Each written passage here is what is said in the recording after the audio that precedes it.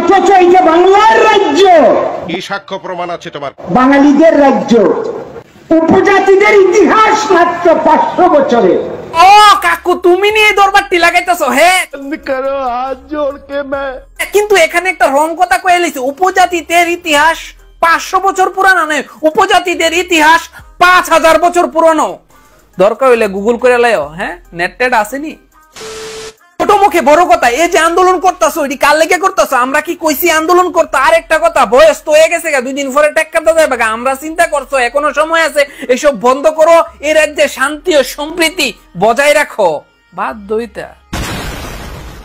এখন আমি চলে যাব ত্রিপুরার প্রাচীন ইতিহাসের দিকে। ত্রিপুরার মূল ইতিহাস, আদিবাসী বা ট্রাইবেল জনজাতি। ত্রিপুরার নামই এসেছে ত্রিপুরা জনগোষ্ঠীর নাম থেকে। 1000 বছর ধরে এই অঞ্চলটি প্রধানত তিপ্রি, রিয়াং, চাকমা, হালাম প্রভৃতি আদিবাসীদের দ্বারা বসবাসিত ছিল। মাণিক্য রাজারা, যারা নিজেদের তিপ্রি জাতির রাজা মনে করতেন, বহু শতাব্দী ধরে ত্রিপুরা শাসন করতেন। সুতরাং ঐতিহাসিকভাবে ত্রিপুরা মূলত আদিবাসীদের রাজ্য।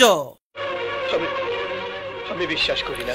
বাঙালিদের আগমন, প্রাচীন কাল থেকে ত্রিপুরার সঙ্গে বাংলার সংস্কৃতি ও বাণিজ্যিক যোগাযোগ ছিল। অনেক বাঙালি কবি, পুরোহিত ও কৃষক এখানে আসতেন। কিন্তু আসল পরিবর্তন ঘটে 1947 সালে দেশ ভাগ ও পরে 1947 সালে মুক্তিযুদ্ধের সময়। তখন পূর্ব পাকিস্তান, আজকের বাংলাদেশ থেকে বিপুল সংখ্যক বাঙালি হিন্দু শরণার্থী ত্রিপুরায় চলে আসেন।